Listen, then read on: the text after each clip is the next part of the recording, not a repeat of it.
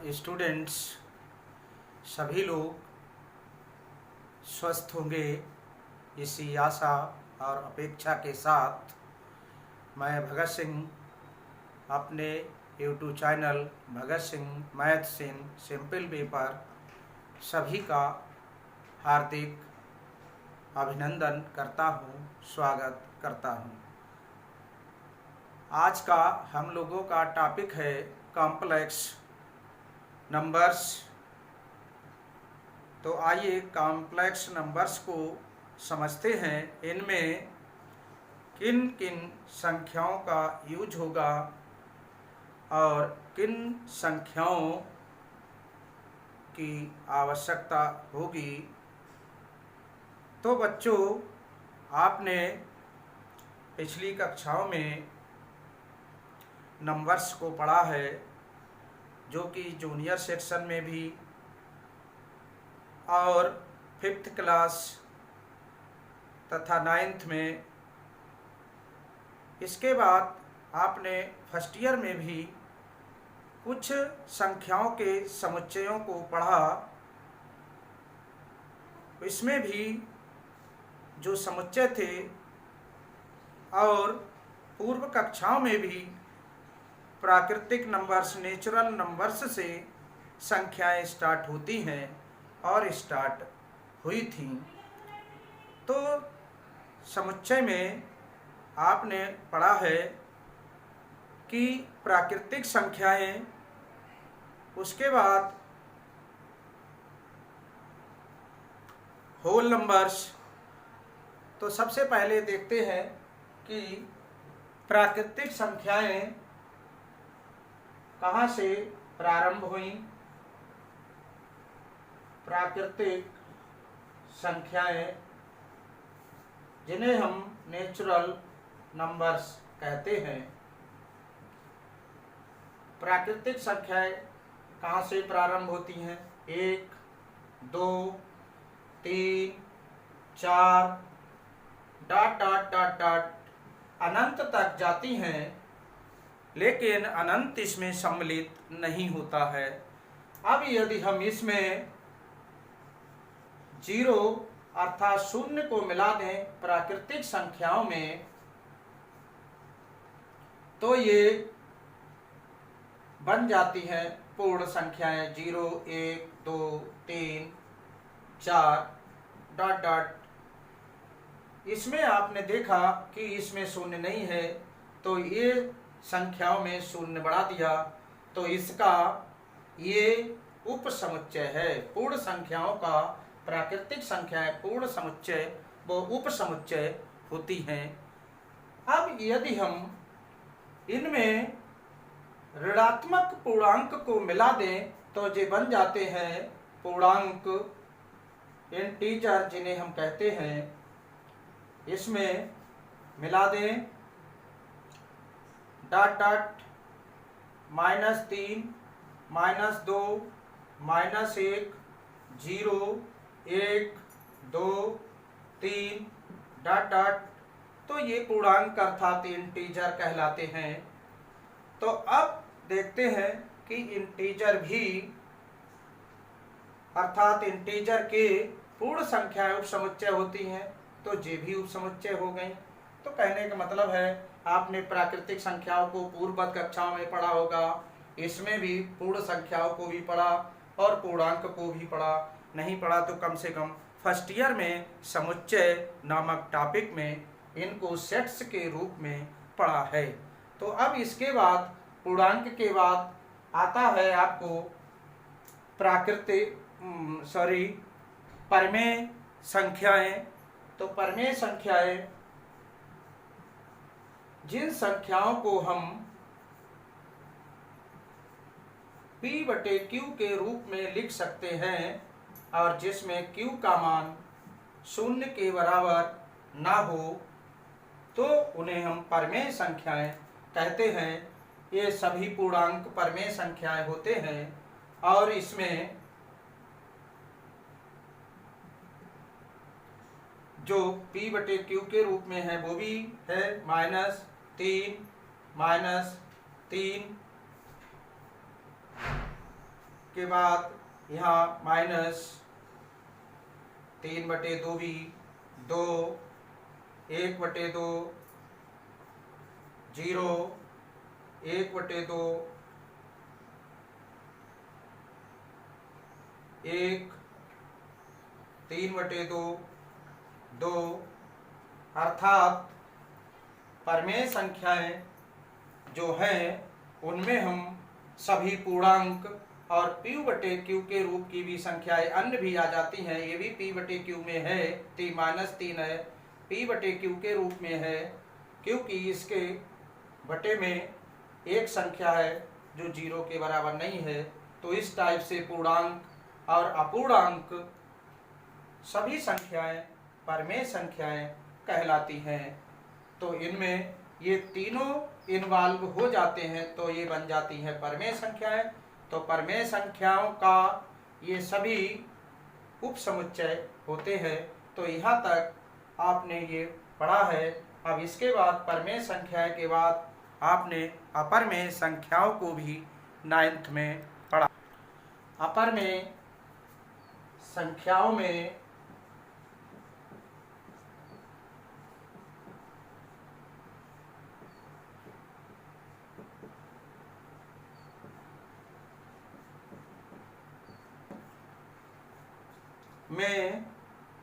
√3, -√3, √5 इस टाइप से ये संख्याएं अपरमेय संख्याएं कहलाती हैं। अब इनके बाद आता है वास्तविक संख्याएं। तो वास्तविक संख्याएं जिन्हें हम अंग्रेजी में रियल नंबर कहते हैं। वास्तविक संख्याएं,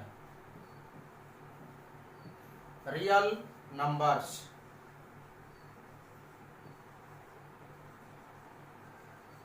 रियल नंबर्स। तो इस टाइप से ये वास्तविक संख्याओं में परमेय संख्याएं और अपरमेय संख्याओं का संयुक्त रूप जो है इन दोनों को इन्वॉल्व कर दे तो वास्तविक संख्याएं कहलाती हैं।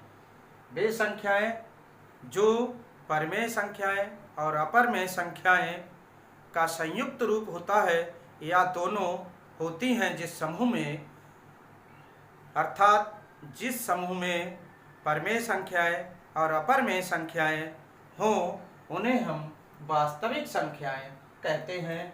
तो इसमें आपके आ जाती हैं -3, -2, -3/2, -1, 0, 1/2, 1 इस टाइप से √3 और √5, -√3 इस टाइप से ये संख्याएं हैं, ये वास्तविक संख्याएं कहलाती हैं। तो इन में सबसे ज़्यादा महत्वपूर्ण वास्तविक संख्याएं हैं। इनको ध्यान रखने की आवश्यकता है क्योंकि कॉम्प्लेक्स नंबर में ये उसमें इन्वॉल्व होंगी। तो इस पे प्रकाश डालिएगा, इनको ध्यान रखिएगा। तो अब आगे चलते हैं। आपने हाई स्कूल में पढ़ा है कि क्वाड्रेटिक इक्वेशन द्विघात समीकरण। तो द्विघात समीकरण के बारे में पढ़ा है। तो आइए उसका हम कुछ उपयोग करते हैं। ये द्विघात समीकरण है ax² + bx + c = 0। तो हमने इसको हल करा था। इसका डिस्क्रिमिनेंट था d = b² - 4ac या > 0। यदि इसका मान 0 से बड़ा होता था या 0 के बराबर होता था तो मूल आपके होते थे वास्तविक। तो मूल वास्तविक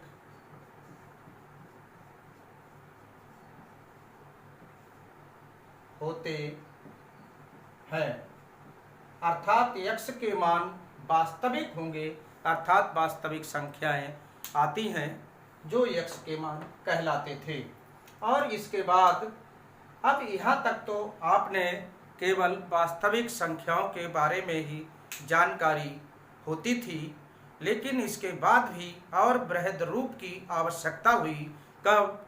जब हमने इस कंडीशन को पढ़ा था और यहीं पर छोड़ देते थे कि B square minus 4ac is less than 0। जब ये कंडीशन आती थी तो लिख देते थे कि इस समीकरण के मूल अधिकल्पित हैं या काल्पनिक हैं, और यहीं से इसको छोड़ देते थे, हल आगे नहीं करते थे, क्योंकि इसके हल के लिए हमारे पास संख्याएं नहीं थीं और वे समीकरण होते थे x square plus 1 is equal to 0।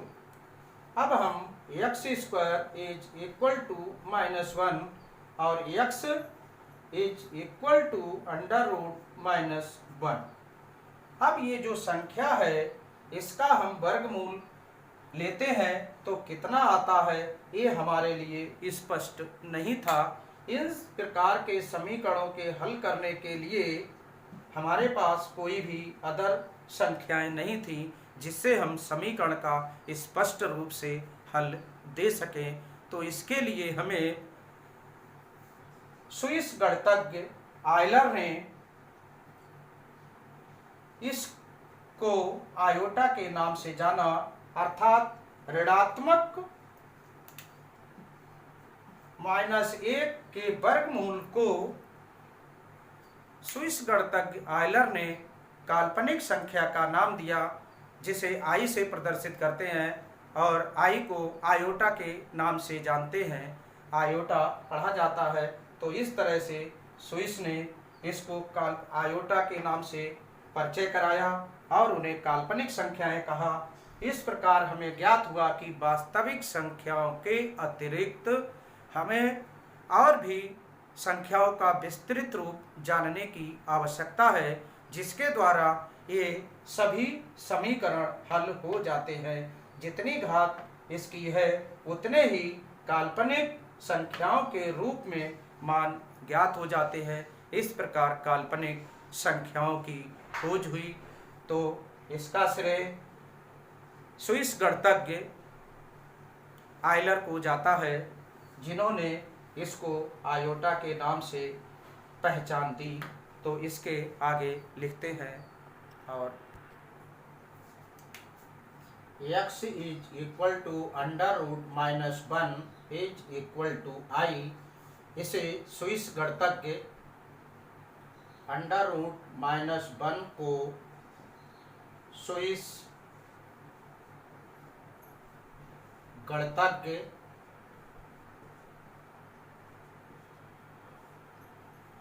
Euler ने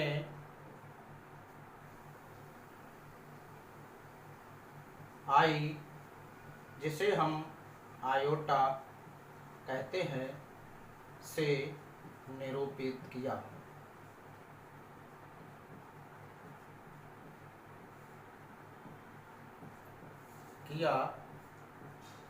और इसे काल्पनिक राशि या काल्पनिक इकाई कहा, जिसे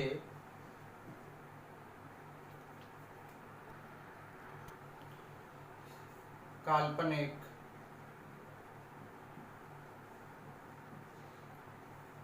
संख्या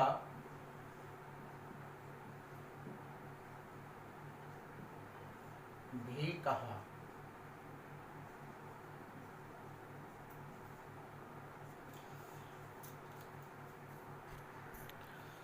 तो आई बराबर √-1 स्विस के अनुसार, स्विस गणितज्ञ आयलर के अनुसार, और इसका वर्ग कर दिया तो i square is equal to -1, 0 गुणा आई मतलब iota is equal to iota into 0 is equal to 0।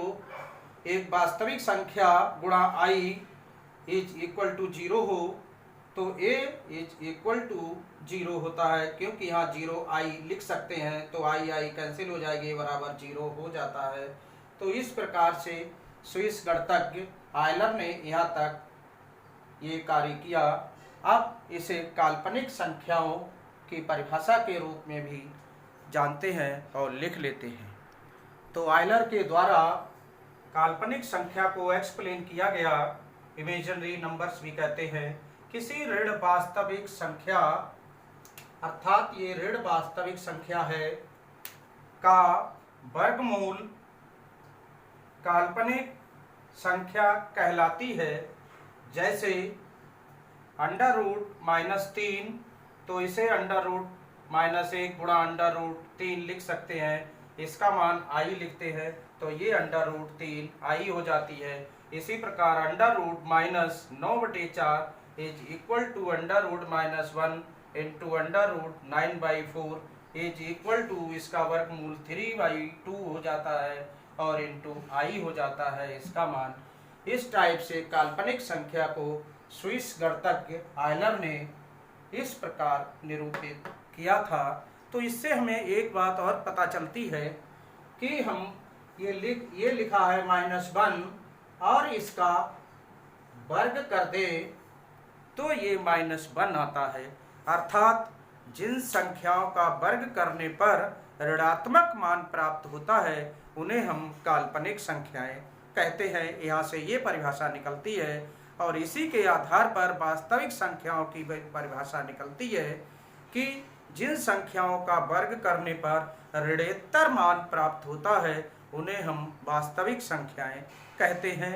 वैसे हमने क्या था, परिमेय और अपरिमेय संख्याओं का समूह जो था वो कहलाता था रियल नंबर्स। लेकिन इस परिभाषा के आधार पर दूसरी परिभाषा रियल नंबर्स की भी बन जाती है कि जिन संख्याओं का वर्ग करने पर ऋणोत्तर मान प्राप्त होता है तो उसे हम वास्तविक संख्याएं कहते हैं। जैसे -3 ये वास्तविक है, इसका वर्ग कर दें तो ये +9 आ जाएगा।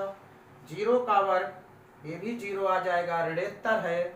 और 3/2 कर दें या -3/2 तो इसका वर्ग भी 9/4 कैसा आएगा, प्लस। इससे हमें वास्तविक संख्याओं की परिभाषा का भी बोध हो गया कि जिन संख्याओं का वर्ग करने पर धनात्मक मान या 0 अर्थात ऋणोत्तर मान प्राप्त होता है तो उन्हें हम वास्तविक संख्याएं कहते हैं। अब आपको रियल नंबर्स और इमेजिनरी नंबर्स के बारे में पता चल गया और आपको जानकारी भी हो गई कि किसे वास्तविक संख्याएं और किसे काल्पनिक संख्याएं कहते हैं। तो अब आती है इसके बाद कॉम्प्लेक्स नंबर। लेकिन कॉम्प्लेक्स नंबर से पहले कुछ महत्वपूर्ण परिणाम हैं इमेजिनरी नंबर्स के, उसको देख लेते हैं।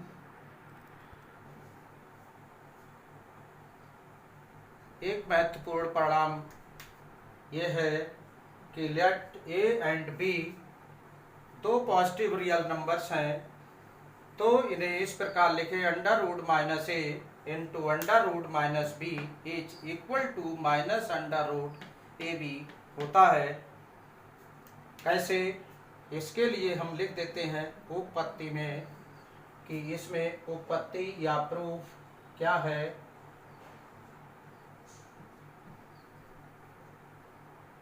उपपत्ति इसकी ये under root -a into under root -b, इसके लिए लिखेंगे under root -1 into under root a into under root -1 into under root b। तो ये बन जाता है आपका, ये i बन जाएगा और ये अंडर रूट a है, ये i है, ये अंडर रूट b है।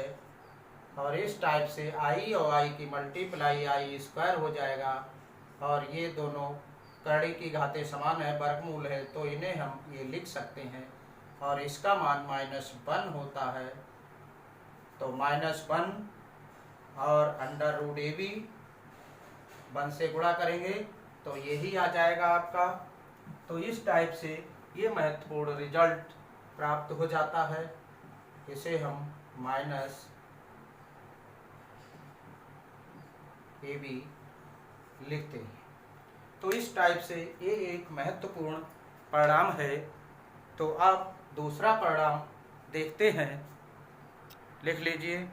दूसरा पॉइंट है, दो वास्तविक संख्याओं a और b के लिए √a into √b is equal to √ab केवल तभी सत्य है जब a तथा b में कम से कम एक धनात्मक या शून्य हो, तभी ये सत्य होगा, अन्यथा नहीं। दूसरे शब्दों में हम कह सकते हैं कि √a into √b is equal to √ab सत्य नहीं है। यदि a तथा b दोनों ऋणात्मक है तब ये सत्य नहीं होगा। ये इम्पॉर्टेंट रिजल्ट है। अब आगे सम्मिश्र संख्या पढ़ते हैं। तो W.R. हैमिल्टन जो गणितज्ञ हैं, उन्होंने काल्पनिक संख्याओं में अर्थात i को छोड़ते हुए संख्या का जो रूप दिया तो उसे हम काल्पनिक संख्याएं कहते हैं। तो आइए हैमिल्टन के अनुसार पढ़ते हैं। उन्होंने i को छोड़ते हुए जो संख्याओं का प्रतिपादन किया उन्हें हम सम्मिश्र संख्याएं कहते हैं। तो ये हैमिल्टन ने अपने शब्दों में ये कहा, जो हमने अभी बताया था कि इसके बाद W.R. हैमिल्टन ने शुद्ध गणितीय परिभाषा देकर तथा कथित काल्पनिक संख्या के प्रयोग को छोड़ते हुए सम्मिश्र संख्या a + ib को वास्तविक संख्याओं के क्रमित युग्म, मतलब ये और इसको i को हटा दिया और ये के रूप में प्रस्तुत किया। तो आइए अब सम्मिश्र संख्या की परिभाषा लिखते हैं। तो सम्मिश्र संख्या है, यदि a और b दो वास्तविक संख्याएं हैं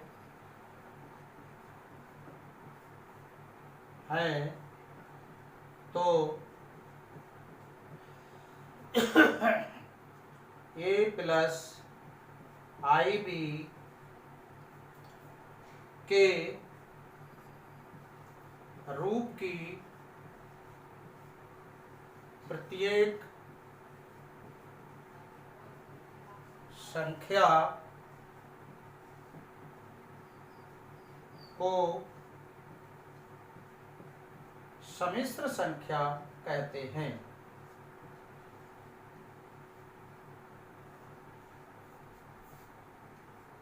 सम्मिश्र संख्या कहते हैं।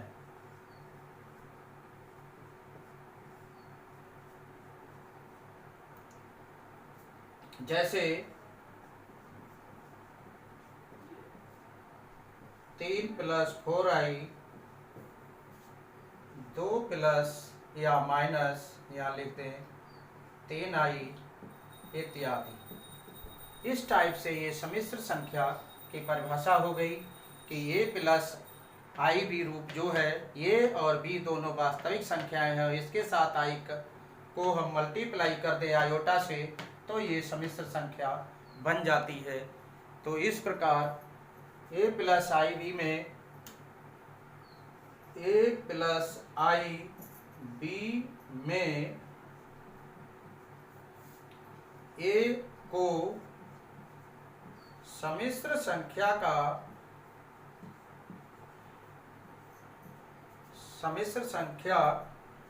का वास्तविक भाग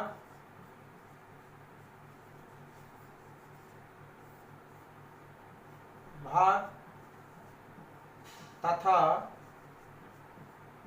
b को काल्पनिक भाग कहते हैं। काल्पनिक भाग कहते हैं। ये इस टाइप से सम्मिश्र संख्या दी है तो इसको हम वास्तविक भाग कहते हैं सम्मिश्र संख्या का। ये सम्मिश्र संख्या का वास्तविक भाग तथा b को सम्मिश्र संख्या का काल्पनिक भाग कहते हैं। और सम्मिश्र संख्या को z से निरूपित करते हैं।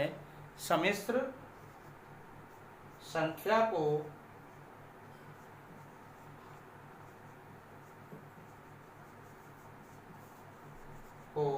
z से निरूपित करते हैं।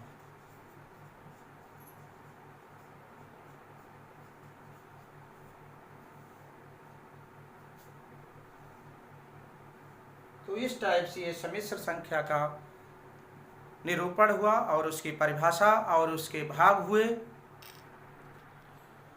सम्मिश्र संख्या के वास्तविक भाग को रियल नंबर ऑफ z इस टाइप से तथा काल्पनिक भाग को इमेजिनरी z भी निरूपित करते हैं, या इस टाइप से लिख लेते हैं या इस टाइप से लिखते हैं।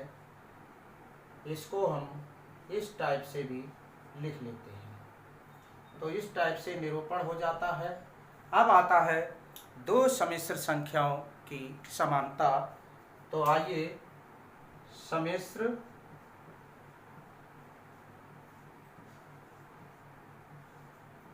संख्याओं की समानता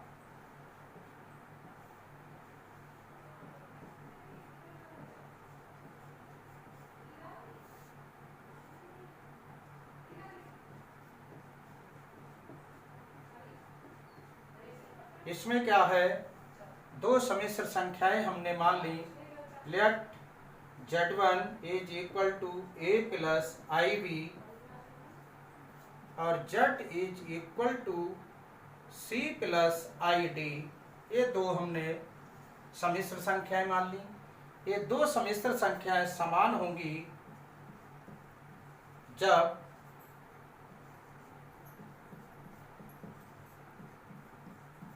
इनका वास्तविक भाग के बराबर होगा और काल्पनिक भाग के बराबर होगा, तब ये दोनों सम्मिश्र संख्याएं समान होंगी। अब हम लोग दो सम्मिश्र संख्याओं का योग सीखेंगे। दो सम्मिश्र संख्याओं का योग।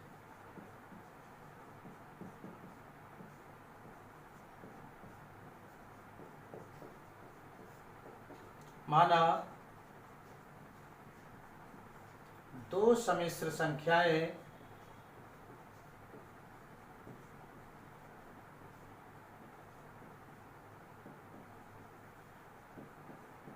z1 is equal to a plus ib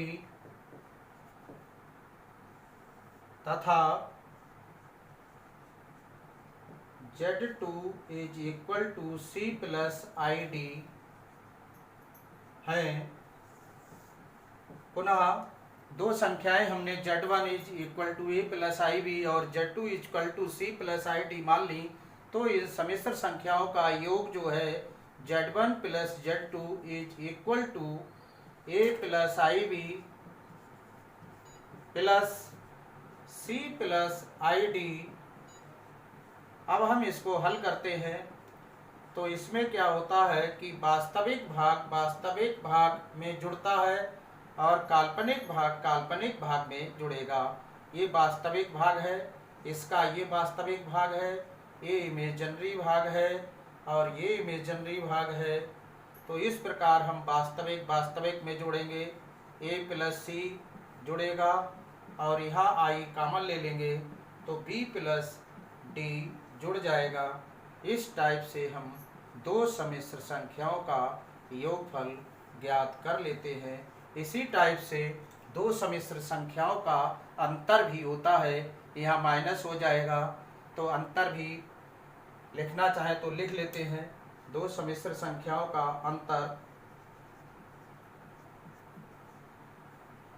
अंतर होगा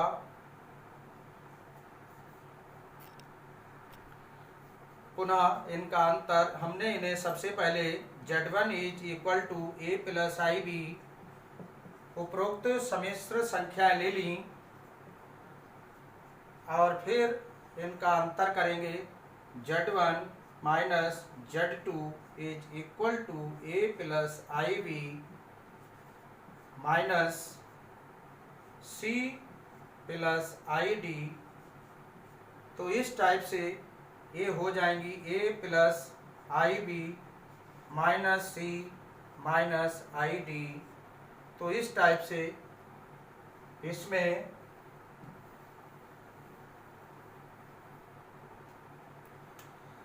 ये वास्तविक भाग घट जाएंगे।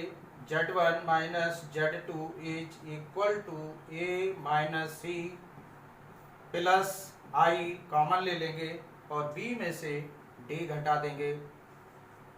इस टाइप से दो सम्मिश्र संख्याओं का अंतर हो जाता है। इसी टाइप से हम साधारण दो सम्मिश्र संख्याओं का जिस तरह से गुणनफल होता है उसी टाइप से गुणनफल कर लेते हैं और जहाँ पर आई स्क्वायर आता है वहाँ पर आई स्क्वायर का मान -1 रख लेते हैं। तो इस टाइप से गुणनफल हो जाता है दो सम्मिश्र संख्याओं का। अब आता है सम्मिश्र संख्याओं या सम्मिश्र संख्या की संयुग्मी।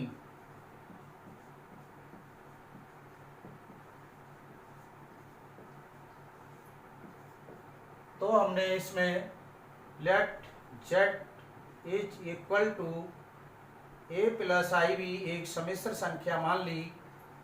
तो इसकी संयुग्मी सम्मिश्र संख्या काल्पनिक भाग का चिन्ह बदल देते हैं। यदि यहाँ प्लस है तो माइनस कर देंगे और वास्तविक भाग वही रहेगा जो कि दी हुई संख्या की संयुग्मी सम्मिश्र संख्या कहलाती है, जिसे Z बार से निरूपित करते हैं। अर्थात दी हुई संख्या में काल्पनिक भाग का चिन्ह बदलने पर जो संख्या प्राप्त होती है वह दी हुई संख्या की संयुग्मी सम्मिश्र संख्या कहलाती है। इसे Z बार से निरूपित करते हैं। तो ये है संयुग्मी सम्मिश्र संख्या किसकी? इसकी।